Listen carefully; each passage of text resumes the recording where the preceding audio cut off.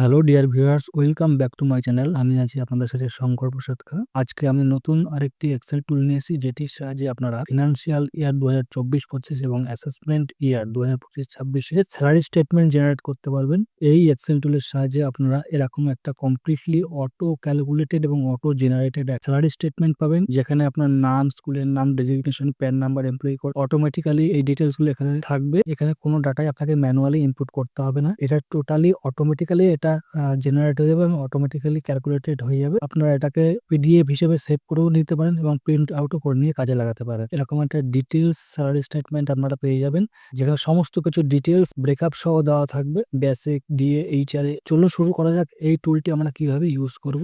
শুরু করার আগে বলে রাখি, এই টুলটি আপনারা মোবাইল ফোন থেকেও ব্যবহার করতে পারবেন এবং মোবাইল ফোন থেকেও এটাকে ইউজ করতে পারবেন। বিস্তারিত জানার জন্য কিভাবে এটি ব্যবহার করবেন আপনার ডেসক্রিপশন বক্সটা একবার পুরোটা দেখে নিন এবং ভালো করে এই ভিডিওটা সম্পূর্ণ দেখে নিন, তাহলে অবশ্যই আপনারা মোবাইল ফোন থেকেও এই টুলটি ব্যবহার করতে পারবেন। চলুন দেখে নিই আমরা কিভাবে এই টুলটি ব্যবহার করব। সর্বপ্রথম ডাউনলোড করা এক্সেল টুলটিকে আপনারা ওপেন করবেন। ওপেন করার পর এরকম একটি ডাটা এন্ট্রি ফর্ম আপনাদের সামনে ওপেন হবে। এখানে আপনাদের বেসিক কিছু তথ্য এখানে ইনপুট করতে হবে। আমি এগুলো দ্রুত ইনপুট করে নিচ্ছি।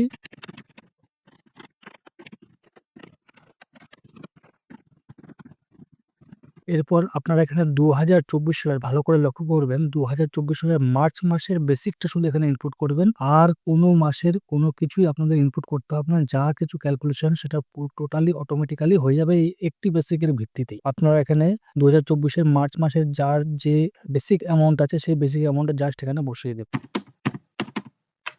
জিপিএফ অ্যামাউন্ট এখানে বসাবেন। এরপর কারোর যদি জুলাই মাসে জিপিএফ অ্যামাউন্ট চেঞ্জ হয়, তাহলে আপনারা এখানটায় ইয়েস করবেন অথবা আপনারা নো রাখবেন। আর যদি জুলাই মাসে জিপিএফ অ্যামাউন্ট চেঞ্জ হয়, তাহলে আপনারা সেই জুলাই মাস থেকে কত করে আপনারা জিপিএফ কাটাচ্ছেন সেই জুলাই মাসের জিপিএফ অ্যামাউন্টটা এখানে এন্ট্রি করবেন। এমপ্লয়ি ক্যাটাগরি আপনারা এখানে সিলেক্ট করবেন ATTIC ST। যদি আপনারা হেড টিচার হন, তাহলে আপনারা কোন মাস থেকে হেড টিচারের স্যালারিটা পাচ্ছেন, অর্থাৎ বছরের 12টি মাসে কি পাচ্ছেন, অথবা যদি মাঝখানে কোনো একটি মাস থেকে আপনাদের ST's বেতন পাওয়াটা শুরু হয়, আপনারা সেই মাসটা সিলেক্ট করে দেন। যদি আপনারা স্বাস্থ্য সাথী ইয়েস করে থাকেন, তাহলে কিন্তু আপনারা মেডিকেলের 500 টাকাটা পাবেন না। আর যদি আপনারা মেডিকেলের 500 টাকাটা পেয়ে থাকেন, তাহলে অবশ্যই এই অপশনটিকে আপনারা নো রাখবেন। যদি কেউ ঈদ বা পুজোর বোনাস পেয়ে থাকেন, তাহলে ইয়েস করবেন, নাহলে নো রাখবেন। আর কেউ যদি 10 ইয়ার্স এর বেনিফিট বা 18 ইয়ার্স এর বেনিফিট পেয়ে থাকেন, তাহলে আপনারা সেই অপশনটি চুজ করবেন অথবা এটিকে নো রাখবেন। কেউ যদি পিএইচ ক্যাটাগরি থাকেন, অর্থাৎ আপনাদের পি ট্যাক্স কাটে না, তাহলে অবশ্যই এটিকে ইয়েস রাখবেন। আর যদি আপনার পিএইচ ক্যাটাগরি না হন, তাহলে অবশ্যই এটিকে নো রাখবেন। এবার এখানে আপনার ডেট অফ জয়েনিংটা অবশ্যই সঠিক ইনপুট করবেন, কারণ এই ডেট অফ জয়েনিং এর উপর আপনার ক্যালকুলেশনটা নির্ভর করছে। যারা আপনারা যদি একদম সদ্য নতুন জয়েনিং হয়ে থাকেন, তাহলে কিন্তু অবশ্যই এটিকে খেয়াল রেখে সঠিক ডেট অফ জয়েনিংটা ইনপুট করতে হবে।